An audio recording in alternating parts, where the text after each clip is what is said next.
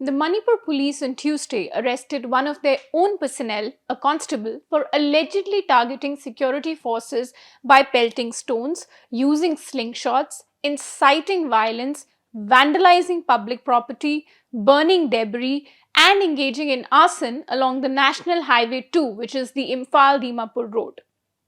The constable, Thaudam Gojendro Singh, a Methi, was part of one of the ongoing protests in the state. The situation in Manipur flared again on 7th of April after an infant and a toddler were killed by a rocket-like projectile in Bishnupur district. Matters worsened further with the killing of 3 civilians in firing by the Central Reserve Police Force after a mob allegedly tried to attack their post and snatch weapons. Since then, the state has continued to grapple with fresh waves of violence and street protests, essentially in the Imphal Valley. Police sources said that Constable Singh was not in uniform and was participating in the protests in plain clothes. However, the involvement of police in the conflict is not new. Sadly, it shows that little has changed in the last 3 years since violence began in May 2023. If anything, the situation has only spiraled downward. Speaking to the print, a senior police officer said that such cases have been reported earlier as well, and that it remains a challenge for senior leadership to keep the force together and ensure that local sentiments do not influence their duty as enforcers of the law. Police officials said that personnel have been found either participating in protests or favoring their community on both sides, Kukis as well as Methis. But as the force must remain completely impartial and uphold law and order, irrespective of which community they belong to, strict action has been taken. On the arrest of the constable, a senior police officer said that policemen aligning along ethnic lines and joining protests is unacceptable and that targeting security forces amounts to turning against one's own force, which is clearly a case of dereliction of duty.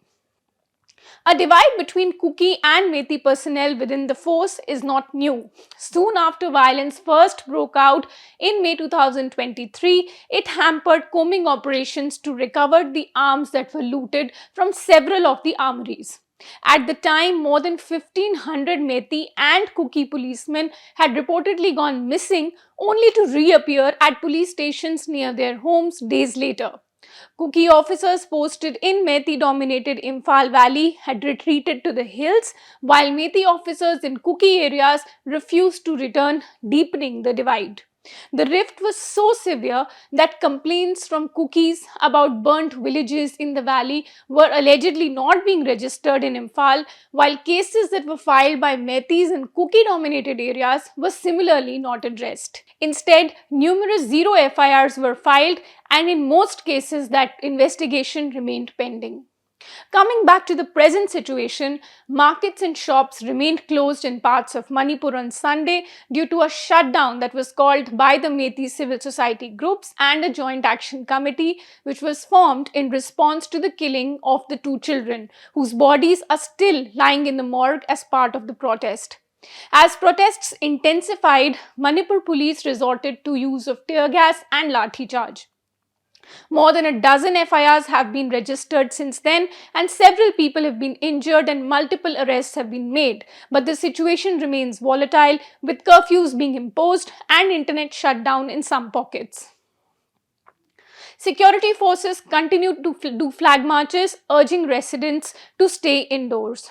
A spokesperson for the Methi Heritage Society had told the print that anger among Methis has deepened after the Bishnupur killings, with many saying that they have lost trust. Until a proper investigation is conducted, the families have refused to take custody of the children's bodies. The spokesperson has also alleged that security forces have used excessive force on the protesters. The situation has become more complex, with Nagas now being drawn into the conflict despite earlier them remaining outside of it. Last month, Kuki volunteers allegedly took 20 people captive in retaliation for an unprovoked firing incident by a Naga group and the capture of Kuki volunteers. The Committee on Tribal Unity had claimed that a Naga group had fired upon their people and taken hostages. Manipur police had termed this as a clash between the two communities, the Nagas and the Kukis. Negotiations had lasted for over 24 hours, with civil society groups stepping in to ensure the safe release of its people. In another incident on 18th of April, two Naga men, including a retired soldier, were shot dead in a suspected militant attack in Ukhrul. A Naga body had blamed Kuki militants, while the Kuki-Zo community had denied their involvement. The chief minister has handed the case over to the National Investigation Agency. Manipur has become a festering wound. With all this unfolding, the state stands on the brink once again. Despite arrests, area sanitation, and continuous flag marches by security forces, the situation remains tense. This is Ananya Bharadwaj. Thank you for watching.